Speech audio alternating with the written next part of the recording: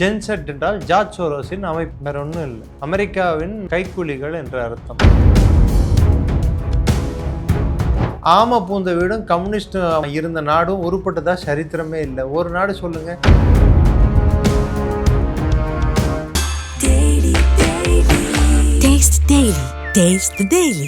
உங்க வீடு அரண்மனை மாதிரி இருக்கணும்னு ஆசையா? டீக் 42 உங்க பட்ஜெட்டுக்கு ஏத்த ஒரே கடை. வந்து பாருங்க, பிடிச்சத வாங்குங்க. எல்லோருக்கும் எல்லாம் கிடைக்கும், எல்லோருக்கும் எல்லாம் வரும். அப்படி வந்தா எல்லாருக்கும் எல்லாம் கிடைக்கும்னா எல்லாருக்கும் எல்லாம் கிடைச்சிருக்கணுமே, வேலை வாய்ப்பு கிடைச்சிருக்கணுமே, நாடு மேம்பட்டு இருக்கணுமே. கம்யூனிச சித்தாந்தம் என்பது சொல்வது ஒன்று, செய்வது இன்னொன்று. சுடான் குருங் அழைப்பு விடுத்ததே, அதாவது நீங்க அஜிடேஷனுக்கு வாங்கன்னு சொல்லி அழைப்பு விடுக்கும் போதே $5 லட்சம் கிட்ட பரிவர்த்தனைகள் நடந்துள்ளன இந்த கலவரத்துக்காக. பாகிஸ்தான் போர் அடிச்சு போச்சு சார். அவங்களுக்கு திட்டத்துக்கு மூடு வர மாட்டேங்குது சார். நீங்க வேற தேவையில்லாம கேள்வியை கேட்டு விட்டுறீங்க. அந்த நாடு பிறந்த நாள் முதலே எந்த பிரதமராவது நிலையா இருந்திருக்காங்களா சொல்லுங்க. இன்று ராணுவ கட்டுப்பாட்டில் தான் நேபாள் இருக்கிறது. இதே சமயத்தில் யுஎஸ் நேபாளுக்குள்ளேயே உள்நாட்டு கலவரத்தை அதிகப்படுத்துவதற்கு அவர்கள் முயற்சிகள் எடுத்த வண்ணம் உள்ளார்கள்.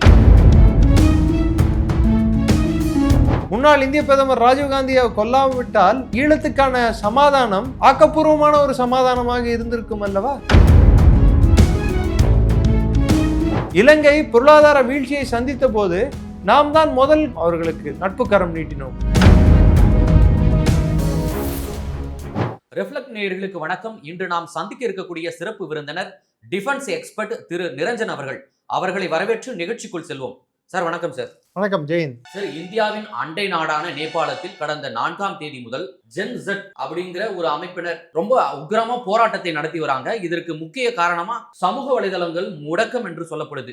யூடியூப், ஃபேஸ்புக், இன்ஸ்டாகிராம் போன்ற சமூக வலைதளங்கள் முடக்கம் என்று ஒரு பக்கம் பேசப்பட்டாலும், மற்றொரு பக்கம் ஆட்சியாளர்களின் ஊழல், இது போல சொத்து குவிப்பு, இது போல ஆடம்பர வாழ்க்கை என்று ஒரு பக்கம் சொல்லப்படுது. என்ன சார் அங்க நடக்குது? ஃபர்ஸ்ட் ஆஃப் ஆல், ஜென்செட் அப்படி என்றால் என்ன? ஆட்சியாளர்களுக்கும் இந்த கலவரத்திற்கும் என்ன சார் காரணம்? ஜென்செட் என்றால் ஜார்ஜ் சோரோஸின் அமைப்பு, வேற ஒன்றும் இல்லை. அமெரிக்காவின் கைக்கூலிகள் என்ற அர்த்தம். ஆனா அதுக்கன்ட்டு ஆட்சியாளர்கள் சால சிறந்தவர்கள், நேபாளை ரொம்ப நல்ல வழி நடத்தினார்கள், அவங்க காலம்தான் நேபாளின் பொற்காலம், இப்படியெல்லாம் சொல்ல முடியாது. கடந்த 15 ஆண்டில் 17 வாட்டி அரசு மாறி இருக்கு. அங்கே அரசு ஒரு நிரந்தரம் இல்லாத அரசு, நேபாளோட மக்களின் வாழ்க்கை தரத்தை உயர்த்தாத ஒரு அரசு, 40 வயதுக்கும் கம்மியான இளைஞர் சமுதாயம் அதிகம் இருக்கும் நாடுகளில் நேபாளும் ஒன்று. அங்கே வேலை வாய்ப்பு எதுவும் ஏற்படுத்தாத ஒரு அரசு, மக்கள் வரிப்பணத்தை சுரண்டும் ஒரு அரசு, ப்ளஸ் இங்கேருந்து மற்ற நாடுகளில் வேலை பார்க்கும் நேபாளியர்கள் அங்கே அந்த நாட்டுக்கு அனுப்பும் பணம் இருக்குல்ல, ஆமாம் சார், அந்நிய செலாவணி நம்ம வீட்டுக்கு அனுப்புகிறோம் பார்த்தீங்களா, அதை வைத்து பொழைப்பு நடத்தும் அரசு. எந்த அரசு என்றால் கம்யூனிச அரசு. அதுதான் எங்களுக்கு பெரிய ஆச்சரியமே. கம்யூனிசம் என்றாலே தொழிலாளர்களுக்காக போராடக்கூடிய ஆம பூந்த வீடும் கம்யூனிஸ்ட் இருந்த நாடும் உருப்பட்டதா சரித்திரமே இல்லை. ஒரு நாடு சொல்லுங்க. சைனாவை சொல்லுவீங்க நீங்க. சைனாவிலேயே கூட கம்யூனிசம் ஃபாலோ பண்றது இல்லையே. கம்யூனிசத்தோட உண்மையான கொள்கைகள் என்னைக்கோ புதைச்சிட்டானுங்களே. சைனா கூட அதிகமான கோடீஸ்வரர்கள் இருக்கும் நாடு சைனா. இந்த நாட்டில் கம்யூனிசம் உயிரோடு இருக்கு, கொஞ்சம் சொல்லுங்களேன் பார்க்கலாம். சோவியத் ரஷ்யாலேயே இல்லை, சோவியத் ரஷ்யான்ற நாடே இல்லை. ஸோ கம்யூனிசம் என்பது ஒரு ஒவ்வாத கொள்கை, மனித இனத்துக்கே பொருந்தாத கொள்கை.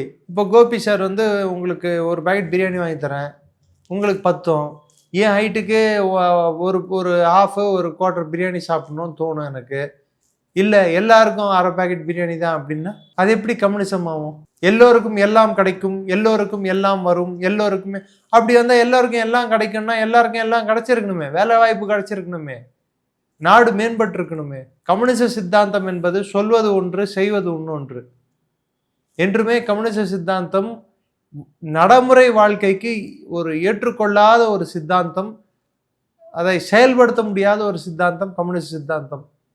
எங்கெல்லாம் கம்யூனிச சித்தாந்தம் இருந்திருக்கிறதோ அங்கெல்லாம் ஆட்சிகள் அகற்றப்பட்டுள்ளன, புறக்கணிக்கப்பட்டுள்ளன, முழுமையாக செயலிழக்க செய்யப்பட்டுள்ளன. இது என்னை பொறுத்த வரைக்கும் இது அமெரிக்கா செய்தாலும் சரி, யார் செய்தாலும் சரி, நான் பார்க்கும் கண்ணோட்டத்தில் இருந்து ஒரு தப்பான ஒரு மோசமான ஒரு கொள்கை கோட்பாடு கொண்ட ஒரு அரசை அகற்றுவதற்கு அமெரிக்கா ஊன்றுகோலாக இருந்ததென்றால் அதுவரைக்கும் எனக்கு சரி நடக்கட்டும். ஏனென்றால் அவர்கள் பழிவாங்க துடித்தது, அவர்கள் பாடம் கற்பிக்க துடித்தது சைனாவை, ஓலியை தூக்கி அடித்து. அதே சமயத்தில் எனக்கு எங்கே பிரச்சனை வருகிறது, நமக்கு எங்கே பிரச்சனை வருகிறது என்றால் நேபாளில் நடக்கும் ஆட்சி மாற்றமானது அதால் வரக்கூடிய விளைவுகள் நம் எல்லையை தொட்டால் நமக்கு பிரச்சனை. அது நம்ம பார்டர் வரைக்கும் வந்துருச்சுன்னு வச்சுக்கோங்க, அகதிகளாக வருது, அங்கிருந்து நாளைக்கு தீவிரவாதிகள் இந்தியாவுக்குள் ஊடுருவதற்கான ஒரு சூழ்நிலை ஏற்படுவது, இது மாதிரியான ஒரு பிரச்சனைகள் வந்தால் அது இந்தியா ஏற்காது. இந்தியாவை சுற்றி ஆல்ரெடி பல்வேறு நாடுகளில் பல்வேறு பிரச்சனைகள் ஓடிட்டு இருக்கு. அரசியல் ஸ்திரத்தன்மை இல்லாத அரசுகள் தான் இந்தியாவை சுற்றி இருக்கு. இந்தியாவை சுற்றி பார்த்தீங்கன்னா எல்லா இடத்துலையும் பிரச்சனைக்குரிய சூழல் தான். அதில் இந்தியா மற்றும் தான் ஒரு ஜனநாயக ரீதியில் ஒரு மேம்பட்ட நாடாகவும் வாழும் ஜனநாயகமாக செயல்படும் நாடாகவும் இந்த மொத்த தெற்கேசியாவிலே இந்தியா மொத்தம் தான் இருக்கு. உச்சநீதிமன்றமே அதுதான் சார் சொல்லியிருக்கு. அண்டை நாடுகள்ல வந்து மிகப்பெரிய கலவரம்லாம் நடக்குது. அதை ஒப்பிட்டு பார்க்கையில நம்மளுடைய அரசியலமைப்பு சட்டம் நினைச்சா ரொம்ப பெருமையா இருக்கு அப்படின்ற போல சொல்லியிருக்காங்க. இங்கேயும் வந்து நம்ம ரிவால்விங் டோர் பாலிசியை வச்சு ஒவ்வொரு வருஷமும் பிரதமர்கள் மாறிட்டே இருந்திருந்தாங்கன்னா மக்கள் இடையே அரசாங்கத்துக்கு இருக்கும் செல்வாக்கு குறைஞ்சு விடும். ரெண்டாவது ஒன்று நல்லா புரிஞ்சுக்கோங்க, அமைதியான அண்டை நாடு, நமது நாடுகள் நமக்கு பக்கத்தில் இருக்கிற நாடு அமைதியாக இருந்தால் நம்மளும் அமைதியாக இருந்தால் வளர்ச்சி நிச்சயம். அமளி துமிழி பிரச்சனை, சர்ச்சரவு, சண்டை, பொருளாதார வீழ்ச்சி, உள்நாட்டு கலவரம், இது போன்ற ஒரு சூழல் நமக்கு அண்டை நாடுகளில் இருந்தால் அது நமது பொருளாதாரத்தையும் ஒரு விதத்திலேயாவது இன்னொரு விதத்தில் அது பாதிக்க தான் செய்யும். ஏன்னா ஒரு குறிப்பிட்ட சதவீதம் இந்த பிரச்சனைகள்ல இருந்து நம்மளை காத்துக்கொள்வதற்கு நம்ம அதை செலவழிக்க வேண்டியதாக இருக்கும். உதாரணத்துக்கு பார்டர் ஃபென்சிங் பண்ண வேண்டியதாக இருக்கும். பார்டரை ஃபென்ஸ் பண்ணோன்னா பல ஆயிரம் கோடி செலவாகும். அதுக்கு பதிலாக அது கல்விக்கு செலவு பண்ணலாம். எங்கெல்லாம் ரெண்டு நாடுகளுக்கு இடையே அமைதி நிலவுகிறதோ அங்கே பொருளாதாரமும் மேம்படும், மக்கள் வாழ்க்கை மேம்படும். எங்கெல்லாம் அமைதி நிலவவில்லையோ அங்கெல்லாம் பொருளாதாரம் அடிவாங்கும். நீங்கள் சொன்னது போல 2022 இலங்கை, 2024 வந்து பங்களாதேஷ், 2025 இப்ப நேபாள், 21 இருந்து மியான்மர், அப்படியெல்லாம் இருக்கு. பாகிஸ்தான் 47 இருந்தே பாகிஸ்தான். இது போன்று நமது அண்டை நாடுகள் எல்லாமே இதே போல வந்து ஒரு நிலையற்ற தன்மையோடவே இருக்கு. அது மட்டும் இல்லாம நம்ம வந்து அவர்கள் கூட நம்ம இப்போ பாத்தீங்கன்னா இப்ப நேபாளத்துக்கு கூட ஒரு பொருளாதார ஒரு சங்கிலி, உணவு சங்கிலி, விநியோக சங்கிலி எல்லாம் இருக்கு. அப்படி இருக்கும்போது இந்தியாவுக்கு இதனால ஏதாவது பாதிப்பு ஏற்பட வாய்ப்பு இருக்குங்களா சார்? டெஃபினட்டா இந்தியாவுக்கு பாதிப்பு ஏற்படும். ஏன்னா இந்தியாவுக்கு எப்படி பாதிப்பு ஏற்படும்னா, இப்போ பாகிஸ்தான் போன்ற நாடுகள் நேபாளை வந்து குறிவைத்து நேபாளிலிருந்து இந்தியா மீது தாக்குதல் நடத்துவதற்கு பல முயற்சிகள் எடுப்பார்கள். நேபாளில் வந்து ஒரு நிலையற்ற ஒரு தன்மை இருக்கும்போது அங்கே ஐஎஸ்ஐக்கு வந்து விளையாடுவதற்கு ஒரு பெரிய மைதானம் கிடைத்தது போல், ஊர் ரெண்டு போட்டா கூத்தாடி கொண்டாடுன்ட்டு. இப்போ வந்து பாகிஸ்தான் சந்தோஷமா இருப்பாங்க, பங்களாதேஷ்ல இருந்து நான் ஆப்ரேட் பண்றதுக்கு எனக்கு ஈஸி, நேபாளிலேருந்து ஆப்ரேட் பண்ணுறதுக்கு ஈஸி அப்படின்னு சொல்லி நடப்பாங்க. ஆனால் பங்களாதேஷ் வந்து அந்த அரசாங்கமே துணை புரியும், இங்கே நேபாளில் அரசாங்கம் துணை புரியும் சொல்ல முடியாது. ஆனால் அந்த உள்நாட்டில் பிரச்சனை நிலவினால் அது இது மாதிரி அந்நிய சக்திகளுக்கு அது ஆதரவாக இருக்கும். அதாவது அந்த சூழ்நிலை ஆதரவாக இருக்கும். அதை பாகிஸ்தான் போன்ற நாடுகள் அவர்களுக்கு சாதகமாக பயன்படுத்தி கொள்வார்கள். இது இயல்பு, மறந்துடக்கூடாது. அதே நேபாளில் இருந்தால் 1999 IC-814 ஹைஜாக், பிளேன் ஹைஜாக் நடந்தது நேபாளில இருந்து வந்த விமானம் தான். இதெல்லாம் வந்து இப்போ முந்தானேத்து பிரசாந்த் சௌராசியாவோ இல்லை பிரபாத் சௌராசியா என்ற ஒரு நபரை வந்து நாம் கைது செய்துள்ளோம். அவர் நேபாளி குடிமகன். அமெரிக்க விசா கிடைக்கும் என்று பாகிஸ்தான் உளவமைப்புக்கு நேபாளில் அவர் வேலை பார்த்தார். அவர் இந்தியாவில் வந்து இந்திய சிம் கார்டுகளை வாங்கி பாகிஸ்தானியர்களுக்கு கொடுத்தார். ஸோ பாகிஸ்தானியர்கள் அந்த சிம் கார்டை யூஸ் பண்ணி இந்தியாவில் பல்வேறு உளவு சேகரிக்கிறதுக்கு முயற்சிகள் எடுத்தனர். கடைசியில் அவர் பிடிபட்டார். இன்று அவர் கைது செய்யப்பட்டுள்ளார். அவர் 11 சிம் கார்டுகள் ஆக்டிவாக இருந்திருக்கு. அந்த சிம் கார்டு எல்லாத்தையும் கண்டுபிடிச்சிட்டாங்க. ஸோ இது மாதிரி எத்தனை பேர் உருவாவாங்க, எவ்வளோ பிரச்சனைகள் உருவாகும். இன்னொரு பக்கம் பார்த்தீங்கன்னா அமெரிக்காவே கூட அவர்களுக்கு ஊன்றுகோலாக இதன் பின்னாடி இருந்து செயல்பட்டவர்கள் எல்லாருமே வந்து அவர்கள் திரும்ப இது மாதிரி ஒரு ஃபார்முலா இந்தியாவில் ஏன் நம்ம பண்ண முடியாதுன்னு சொல்லிட்டு அவங்க பின்புலமாக செயல்படுறதுக்கு வாய்ப்பு இருக்குல்ல. இதில் வந்து முக்கியமாக ஈடுபட்ட அமைப்புகள்னு எடுத்து பார்த்தீங்கன்னா USAID, அதை தவிர்த்து நேஷனல் என்டோன்மெண்ட் ஃபார் டெமோக்ரஸி அப்படின்னு சொல்லிட்டு ஒரு அமைப்பு, அது USAID அதுக்கீழே தான் வரும்.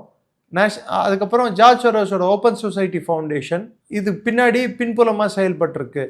நேபாளி அமி நேபாள் அப்படின்னு சொல்கிற ஒரு அமைப்பு.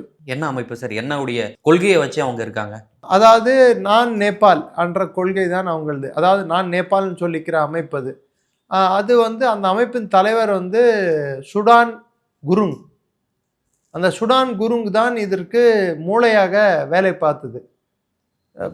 அந்த அஜிடேஷனுக்குன்ட்டு இருக்கிற டூல் கிட் ஸ்டாண்டர்டு பார்த்தீங்கன்னா பங்களாதேஷ் நடந்த அதே டூல் கிட் தான் ஸ்ரீலங்காவில் நடந்த பிரசிடென்ஷியல் பேலஸை சூறையாட வேண்டும், அதற்குள் செல்ல வேண்டும், அங்கே டேபிள் மீது இருக்கும் சாப்பாடை கொட்டி சாப்பிட வேண்டும், திரும்பி குளியர் அறையில் போய் குளிக்க வேண்டும், உயர்தர பொருட்களை சூறையாட வேண்டும், தலைமையை தூக்கி வைத்து வெளியே நடந்து செல்ல வேண்டும். அதற்கப்புறம் ஜனாதிபதி அது ஆணாக இருந்தாலும் பெண்ணாக இருந்தாலும் அவர்கள் உள்ளாடைகள் உட்பட எல்லாத்தையும் வந்து பப்ளிக்காக அதை போட்டு காட்டணும், அசிங்கப்படுத்தணும். இது மாதிரியான இந்த ஒரு டெம்ப்ளேட் இப்படி தான் பண்ணணும், இப்படி தான் இருக்கணும் அப்படின்ற டெம்ப்ளேட் வந்து ஸ்ரீலங்காவிலேருந்து இன்னைக்கு நேபாள் வரைக்கும் வரும். இங்கே டெம்ப்ளேட் கொஞ்சம் வித்தியாசப்பட்டிருக்கிறது என்னடான்னா, பாராளுமன்ற கட்டிடம் எரிக்கப்பட்டுள்ளது, ஆமாம், சுப்ரீம் கோர்ட் எரிக்கப்பட்டுள்ளது, அவங்களோட பெரிய ஹோட்டலான ஹில்டன் ஹோட்டல் எரிக்கப்பட்டுள்ளது. இதெல்லாம் சும்மா எரிச்சிட முடியாது, ஃபயர் எக்ஸ்டிங்விஷர்ஸ் அங்கெல்லாம் வச்சிருப்பாங்க. அதையும் மீறி இந்த பொருட்களை எரித்திருக்கிறார்கள் என்றால் இவர்கள் நல்ல ட்ரைனிங் எடுத்து வந்தவங்க தான் இது மாதிரி சேதாரங்களை ஏற்படுத்த முடியும். இந்த நான் சொன்ன சுடான் குருங்குக்கு பின்னாடி இருந்து செயல்பட்ட நபர் சந்துக் ருயித் அப்படின்னு சொல்லக்கூடிய டாக்டர் சந்துக் ருயித் என்று சொல்லக்கூடிய அமெரிக்காவுக்கான ஒரு ஏஜென்ட். அது தவிர்த்து துப்பாக்கிகளும் அந்த போராட்டக்காரர்களுடன் கிளர்ச்சியாளர்கள் கையில் சென்றுள்ளது. எப்படி சார்? Automatic weapons.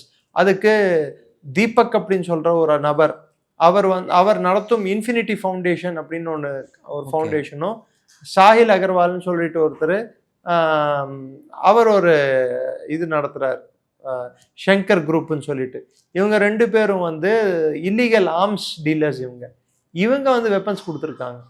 அந்த துப்பாக்கிகள் பாதுகாப்பு படைகள் மீது நோக்கி சுடப்பட்டுள்ளன. அதற்கு பதில் தாக்குதல் பாதுகாப்பு படைகள் சுட்டபோதுதான் 30 பேர் இறந்துள்ளனர். இந்த சுடான் குருங் வந்து அழைப்பு விடுத்ததே, அதாவது நீங்கள் அஜிடேஷனுக்கு வாங்கன்னு சொல்லி அழைப்பு விடுக்கும் போதே தண்ணீர் புகைக்குண்டுகளிலிருந்து நீங்கள் காப்பாற்றி கொள்வதற்கு ஏதுவாக ஒரு தண்ணி பாட்டிலு, நாப்கின்னு, டவல், அதாவது டவலு, இதை தவிர்த்து கொடை, இது எல்லாத்தையும் எடுத்துகிட்டு வாங்கன்னு சொல்லியிருந்தாங்க. ஸோ இது ப்ரீ பிளான். என்னவோ அப்படி அன்ற சொடக்கு போடுற நேரத்தில் நடக்கலை. $5 லட்சம் கிட்ட பரிவர்த்தனைகள் நடந்துள்ளன இந்த கலவரத்துக்காக. அதே இடத்துல இருக்கக்கூடிய காட்மாண்டுவின் மேயர் பலேந்திர ஷா, அவரே வந்து ஒரு அமெரிக்க கைக்கூலி. அமெரிக்க அங்கே இருக்கக்கூடிய தூதரக அதிகாரி. அவர் வந்து நேபாள் கல்ச்சரை மேம்படுத்துவதற்காக இவருக்கு பணம் கொடுத்துருக்காங்க. நேபாள் கல்ச்சரை மேம்படுத்துவதற்கு அமெரிக்காவுக்கு என்ன வேலை சார்? இது போல தொடர்ந்து வந்து நம்மளுடைய அண்டை நாடுகள்லாம் ரொம்ப போராட்ட கலவரம் இப்படியே 2007 2017 மாத்திரம் ஜார்ஜ் சோரோஸ் ஃபவுண்டேஷன் $30 மில்லியன் செலவழிச்சிருக்கு நேபாளில். இது இல்லாமல் ரெண்டு ஆட்களுக்கு அந்த ஃபவுண்டேஷன் பேர் உங்களுக்கு சொல்கிறேன் நான். அந்த ஃபவுண்டேஷன் பேர் வந்து மகா சஞ்சார் ஃபவுண்டேஷன் சொல்லிட்டு அது பேர். அதுக்கு தலைவர் வந்து மதன் கிருஷ்ண ஸ்ரேஷ்டா, ஹரிபன்ஷ் ஆச்சாரியா. ஓகே. இவங்க வந்து அமெரிக்காவுடன் USAID இருந்து பணம் பெற்றுள்ளார்கள், கிட்டத்தட்ட $5 லட்சம். ஓகே. அவர்களின் கொள்கை என்னவென்றால், February 25, 2025 இந்த சம்பவம் நடந்துள்ளது. இவர்களுக்கு பணம் கிடைத்துள்ளது. இவர்களின் மெயின் கொள்கை என்னவென்றால், நேபாளில் கடவுளை நம்பாதவர்களை அதிகப்படுத்துவது. நேபாள் அடிப்படையாக ஒரு இந்து அதிக வசிக்கக்கூடிய நாடு. ஓகே. அதை கம்யூனிஸ்டுகள் வந்தவுடன், அதற்கு முன்னாடி வரை மன்னராட்சி இருந்தவரை அங்கே இந்துக்கள் மட்டும்தான் இருக்க வேண்டும், இந்து மதம் தான் ஸ்டேட் ரிலிஜன், நாட்டின் மதமாக இருந்தது. ஆனால் சீதாராம் யெச்சூரி என்ற ஒரு கயவன் இங்கே கம்யூனிஸ்ட் பார்ட்டியின் தலைவராக இருந்தபோது அங்கே நேபாளுக்கு சென்று அங்கே இருக்கும் மன்னராட்சியை கவுர்த்து அங்கே கம்யூனிஸ்ட் கட்சியை நிறுவி, அதன் நிறுவிய பிற்பாடு அந்த கட்சியின் கொள்கையில் இந்த செக்குலரிசம், தன்மை என்ற ஒன்றை புகுத்தினார்கள். அதை புகுத்தின பிற்பாடு என்ன நடந்ததென்றால், எல்லையோர பகுதிகளிலும் உள்நாட்டிலும் மத மாற்றங்கள் அதிகமாக ஆரம்பித்தது. இது உள்நாட்டு சச்சரவுக்கு ஊன்றுகோலாக மாறியது. இன்று பார்த்தீங்கன்னா நேபாள் வந்து மலைவாழ் மக்கள், அதே சமயத்தில் சதுரமான நிலப்பகுதியில் இருக்கக்கூடிய மக்கள், பீகாரை ஒட்டிய போல பகுதிகளில் 2 தரப்பு மக்கள். இன்று இந்த 2 தரப்பு மக்களுக்குள்ளும் உரசல் ஏற்பட்டு கொண்டிருக்கிறது. நேபாளையே 2ஆக பிரிப்பதற்கான சூழ்ச்சி நடந்து கொண்டிருக்கிறது. இந்த சூழ்ச்சியை முறியடிக்க வேண்டும் என்றால் நேபாள் இராணுவத்தால் மட்டும்தான் முடியும். இப்பொழுது அவர்களாக சேர்ந்து இந்த ஜென்செட்லேயே வந்து இன்று பிரச்சனை வந்திருக்கிறது. நான் சொன்னேன் என்றவா பாலேந்தர் ஷா, இந்த அஜிடேஷனுக்கு பர்மிஷன் வாங்கினதே பாலேந்தர் ஷா தான். ஸோ எல்லாம் பிளான்டாக நடந்திருக்கு. இதெல்லாம் நடந்த பிற்பாடு கூட அங்கே இருக்கக்கூடிய மக்களே அவர்களே வந்து வெக்கி தலையுணிகிறார்கள் அவர்கள் செய்த வேலைக்கு. இப்போ ஒரு செக்ஷன் வந்து மன்னராட்சி வேண்டும் என்றும், இன்னொரு செக்ஷன் வந்து சுஷிலா கார்கியாமா அப்படின்னு சொல்ற ஓய்வு பெற்ற முன்னாள் நீதிபதி. அவங்க வந்து படிச்சது எங்க தெரியுங்களா? காசியில பனாரஸ் இந்து யூனிவர்சிட்டி ஸ்டூடெண்ட். அவங்க பிஹெச்யூ ஸ்டூடெண்ட். அவர்கள் வந்து தற்காலிக பிரதமர் ஆக்க வேண்டும் என்று இந்த போராட்டக்காரர்கள் கேட்டுக்கொண்டுள்ளனர். இன்று இராணுவ கட்டுப்பாட்டில் தான் நேபாள் இருக்கிறது. இதே சமயத்தில் யுஎஸ் வந்து பிரச்சனையை இன்னும் எப்படியெல்லாம் வளர்க்க முடியுமோ அதற்கு நேபாளுக்குள்ளேயே உள்நாட்டு கலவரத்தை இன்னும் மேம்படுத்துவதுன்னா அதிகப்படுத்துவதற்கு அவர்கள் முயற்சிகள் எடுத்த வண்ணம் உள்ளார்கள். சரி, இப்போ தொடர்ந்து வந்து நம்ம அண்டை நாட்டுகள்லாம் இதே போல கலவரம், சச்சரவு, பணவீக்கம் இப்படியே இருந்துட்டு வருது. இதனால வந்து அந்த நாட்டு மக்கள் வந்து இந்தியாவுக்கு புலம்பெயர்றதாக ஒரு குற்றச்சாட்டு வருது. இது எப்படி இந்தியா சமாளிக்க போகுதுங்க சார்? சார், நேபாளிலேருந்து இந்தியாவுக்கு வர மக்களுக்கு வந்து பாஸ்போர்ட் வந்து இருந்தால் போதும், அவங்களுக்கு விசா தேவையில்லை. பல பேர் வந்து இப்போ நம்ம ஏரியாலேயே நிறைய பேர் கூர்க்காங்க இருக்காங்க, நிறைய பேர் இருக்காங்க. அவங்க பாட்டுக்கு அமைதியாக வாழ்ந்துட்டு அமைதியாக போகக்கூடிய ஒரு தன்மை கொண்டவர்கள். அவங்க பிரச்சனைக்குரியவர்கள் அல்ல. அவங்க பங்களாதேஷிங்க மாதிரி இல்லை, அந்த ஒரு நேச்சர் அவங்களுக்கு இல்லை. ஸோ அவங்க வருவாங்க, அவங்க பாட்டுக்கு வேலையை பார்ப்பாங்க, அவங்க பாட்டுக்கு போயிடுவாங்க அவங்க. ஆனால் இப்போ நீங்கள் புலம்பெயர்வதை பற்றி நீங்கள் அதிகம் கேட்கறதுனால வேலைவாய்ப்பு அந்த நாடுகளில் இல்லாதப்போ அவங்க எங்கே வருவாங்க, எங்கே போவாங்க? இங்கே தான் வருவாங்க, இங்கே தான் போவாங்க. அதுக்கு நம் நாட்டு சட்டத்திட்டத்தை இன்னும் கடுமையாக்க வேண்டும்.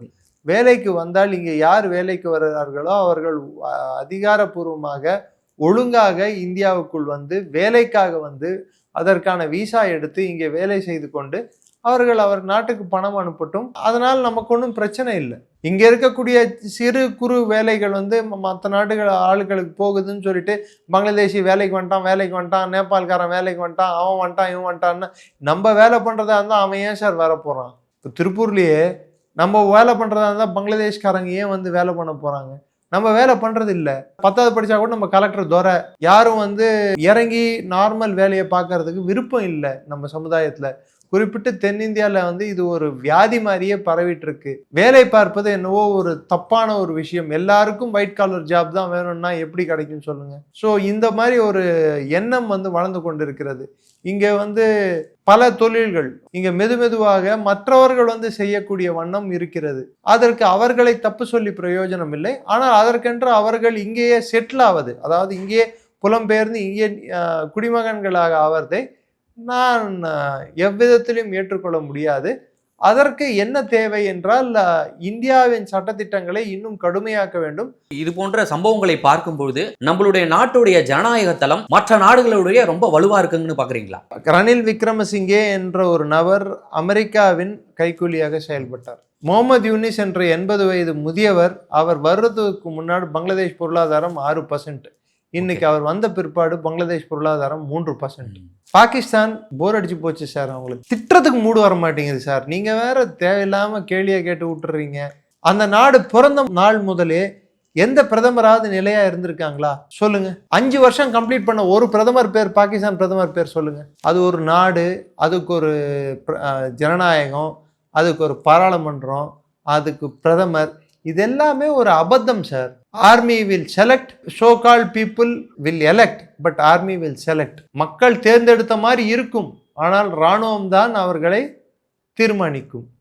இதுதான் பாகிஸ்தானின் வரலாறு. இந்த வரலாற்றை நீங்களோ நானோ மாற்றி எழுத முடியாது. ஒரு காலத்தில் ஜியா, அதுக்கப்புறம் முஷரஃப், அதன் பின் கியானி, இன்று ஆசிம் முனீர். ஒரு நாட்டின் பிரதமர் உயிரோடு இருக்கும்போது அமெரிக்க அதிபர் யாரை கூப்பிட்டு விருந்து வைக்கிறார்? எங்கேயாவது கேள்விப்பட்டிருக்கீங்களா? ஒரு நாட்டின் பிரதமர் உட்கார்ந்துட்டு இருக்கும் போதே பக்கத்திலேயே சேர் போட்டு யூனிஃபார்ம்ல இல்லாம கோட்டு சூட்டு போட்டு 2 நாடுகளோட உறவை பத்தி பேசுறதுக்கு யாரை உட்காந்துருக்கா? ஆசிம் முனீர் உட்காந்துருக்க. சைனால ஷி ஜின்பிங் கூட. எவ்வளவு நாணக்கேடு இது. ஒரு ராணுவ தளபதிக்கு அவர் யூனிஃபார்ம் போடுறதுக்கே வெக்கமா இருக்குன்னா அப்போ அவர் ராணுவ தளபதியே இல்லை. ஏன்னா போற ஜெயிச்சா தானே ராணுவ தளபதி, போற தோத்தவங்க எல்லாம் எப்படி தளபதி ஆக முடியும்? அது ஃபீல்டு மார்ஷல் வேற. அது ஃபீல்டு மார்ஷல், அது ஃபெயில்டு மார்ஷல் தான் அது. இதுல வேற அங்கங்க மெடல் குத்திக்கிறது. எதுக்கு? உங்க நாட்டு மக்களை கொன்னதுக்கு மெடல் குத்திக்கிறியா? பலூச்சிகளை கொன்றதுக்கு மெடலா? இல்ல நார்த் வெஸ்ட் ஃப்ரான்டியர் ப்ராவின்ஸ் மக்களை கொன்றதுக்கு மெடலா? இல்ல ஆப்கான் மக்களை கொன்றதுக்கு மெடலா? இல்ல இந்திய மக்களை இங்க குண்டு வைத்து கொள்வதற்கு மெடலா? பெஹல்காம் கில்லர்ஸ் அவார்டு அப்படின்னு புது அவார்டு வேணும்னா ஒன்று புதுசா கிரியேட் பண்ணி நீயா கழுத்துல மாட்டிக்கோ. 22 அப்பாவிகளை கொன்றதற்கு ஒருத்தனுக்கு ஃபீல்ட் மார்ஷல் கொடுத்தார்கள் என்றால் அது பாகிஸ்தான் மட்டும்தான். அவனை போர் குற்றவாளி என்று தீர்மானித்து தூக்கில் தொங்க விட வேண்டும் ஆசிம் முனீரை. அதற்கு துப்பில்லாத ஒரு பிரதமரும் அது கையாளாகாத ஒரு பாராளுமன்றமும். அதை பற்றி வேற நீங்கள் கேட்குறீங்க அங்கே ஜனநாயகம் இருக்கான்ட்டு. எப்போ ஜனநாயகம் இருந்திருக்கு இன்னைக்கு ஜனநாயகம் இருக்கிறதுக்கு? பங்களாதேஷ் பிறந்த நாள் முதல் 75 ஆகஸ்ட் 15 முஜிபுர் ரஹ்மான் கொல்லப்பட்டார். அதுக்கப்புறம் கிட்டத்தட்ட 15 ஆண்டுகள் இராணுவ ஆட்சி தான் தொடர்ந்தது. முதல் ஜியாவுர் ரஹ்மான், அதுக்கப்புறம் இர்ஷாத், ஜெனரல் இர்ஷாத் கையில் ஆட்சி இருந்தது. அதற்கப்புறம் என்ன ஆயிற்று? ஜியாவுர் ரஹ்மானின் மனைவியிடம் ஆட்சி மாறியது பங்களாதேஷ் நேஷனல் பார்ட்டி. ஸோ இதெல்லாம் எதை குறிக்கிறது என்றால் இங்கே ஜனநாயகம் என்பதே ஆசியாவில் பல நாடுகளில் கேலிக்கூத்தாகி இருக்கிறது. ஜனநாயகம் என்று ஒன்று இருந்திருந்தால் ஈழப்போர் என்பதே நடந்திருக்காதே, ஈழம் என்பதே ஏற்பட்டிருக்காதே. ஒரு நாட்டு மக்களிடையே பாகுபாடு பார்க்கும் ஒரு நாட்டின் அரசியல் கோட்பாடு எவ்வளவு வக்கரபுத்தி கொண்ட கோட்பாடாக இருந்தால் உங்கள் மக்களையே நீங்கள் 2ஆம் தர குடிமகன்களாக தீர்மானிப்பீர்கள். அது நடந்ததில்லை ஸ்ரீலங்காவில். அதனால தானே பிரச்சனையே வந்தது ஸ்ரீலங்காவில். இல்லைன்னா வந்திருக்காது. இல்லை, அங்கே இலங்கை மக்களை, தமிழ் பேசும் மக்களை 2ஆம் தர குடிமகன்களாக தானே அவங்க நடத்தினாங்க. அதனால தானே தீவிரவாதம் பல அமைப்புகள், அதில் எல்டிடி மாதிரி அமைப்பும் தீவிரவாத அமைப்பும் ஃபார்ம் ஆச்சு. ப்ளஸ் இபிஆர்எல்எஃப், டெலோ இது போன்ற அமைப்புகளும் ஃபார்ம் ஆகி தமிழ் சுதந்திரத்துக்காக, அங்கே ஈழ சுதந்திரத்துக்காக போராட்டம் நடத்தினார்கள். ஆனால் சின்னலர்கள் அவர்களை கொல்வதை விட எந்த அடக்குமுறையை எதிர்த்து போராடுகிறேன் என்று அறக்குவியலிட்டு, கூச்சலிட்டு, குழப்பம் செய்து, குண்டகம் விளைவித்து இந்திய இராணுவத்தையும் கொன்றார்களோ எல்டிடி, அதே எல்டிடி இலங்கை மற்ற போராட்ட வீரர்களையும் அவர்கள்தான் கொன்றார்கள். பத்மநாபாவை கொன்றது யார்? சீரி சபாரத்னத்தை கொன்றது யார்? அதாவது ஈழத்துக்கு போராடிய பல்வேறு தலைவர்களை சின்னல இராணுவம் கொன்றதை விட எல்டிடி தான் அதிகம் கொன்றது. இது போன்ற பல்வேறு குற்றங்கள் செய்ய செய்ய செய்ய அவர்களின் மீது இருந்த மக்களுக்கு இருந்த ஒரு நம்பிக்கை அவநம்பிக்கையாக மாறியது. மட்டக்களப்பில் இருக்கும் தமிழர்களுக்கும், வன்னியில் இருக்கும் தமிழர்களுக்கும், யாழ்ப்பாணத்தில் இருக்கும் தமிழர்களுக்கும் வேறுபாடு வந்தது. மலைவாழ் தமிழர்களை அவர்கள் பாகுபாடுபடுத்தி பார்த்தார்கள். அதால் வந்த விளைவுகள் இன்று வரை அவர்கள் சந்தித்து கொண்டிருக்கிறார்கள். போராட்ட குணம் தேவை. பிரபாகரன் மாதிரி ஒரு போராளியை பார்க்க முடியாது. அதுக்கென்று அந்த போராட்ட குணத்தின் பேரால் அவர்கள் மக்களையே அவர் கொன்வது எப்படி சரி? அதுவும் இந்தியாவில் அன்னமிட்ட கையை தட்டி விட்டது பிரபாகரன் தானே. முன்னாள் இந்திய பிரதமர் ராஜீவ்காந்தியை கொல்லாம விட்டால் ஈழத்துக்கான சமாதானம் ஆக்கப்பூர்வமான ஒரு சமாதானமாக இருந்திருக்கும் அல்லவா? இது போன்ற பல்வேறு நாடுகள், அது பங்களாதேஷ் ஆகட்டும், அல்லது நான் சொன்ன பாகிஸ்தான் ஆகட்டும், ஸ்ரீலங்கா ஆகட்டும், எல்லா நாடுகளிலும் இதுதான் நடந்திருக்கிறது. ஜனநாயகத்தை அந்த நாட்டுக்குள்ளிருந்தே முதலில் படுகொலை ஆரம்பித்தது. அப்போது வெளிநாடுகள் இன்னும் கொஞ்சம் எண்ணெய் ஊற்றி கொழுந்து விட்டு எரிய விட்டன. இதுதான் நடந்திருக்கு. இதுதான் வரலாறு. அவர்களுக்கு இது மாதிரி ஜனநாயகங்கள் இந்தியாவை சுத்தி இருந்தால் மட்டும்தான் இந்தியா பிரச்சனைக்குள்ள ஆளாகும். இலங்கை பொருளாதார வீழ்ச்சியை சந்தித்த போது நாம் தான் முதல் அவர்களுக்கு நட்பு கரம் நீட்டினோம். இன்று நேபாளுக்கும் எந்த பொருள் போக வேண்டும் என்றாலும் இந்தியா வழியாகத்தான் போக வேண்டும். பங்களாதேஷ் எவ்வளவு துள்ளினாலும், குதித்தாலும், ஆர்ப்பாட்டம் செய்தாலும், இன்னும் சொல்ல போனால் வெறும் மிரட்டல்கள் விடுத்தாலும் இந்தியா தவிர்த்து வேற யாராலும் பங்களாதேஷை காப்பாற்ற முடியாது. அதுக்கண்டு பாகிஸ்தானை நம்ம காப்பாற்றுவோமான்னு கேட்காதீங்க. பாகிஸ்தானை காப்பாற்றுவது நம் கடமையும் அல்ல, தேவையும் அல்ல. பாகிஸ்தான் தேங்காவை உடைத்தால் எப்படி துண்டு துண்டாக செதறுமோ அது மாதிரி பாகிஸ்தான் செதற வேண்டும். ரொம்ப நன்றி சார், உங்களுடைய ஆரோக்கியமான விவாதங்களுக்கு. ஜெயின், நன்றி. Taste the Daily. உங்க வீடு அரண்மனை மாதிரி இருக்கணும்னு ஆசையா? டீக் 42 உங்க பட்ஜெட்டுக்கு ஏத்த ஒரே கடை. வந்து பாருங்க, பிடிச்சத வாங்குங்க.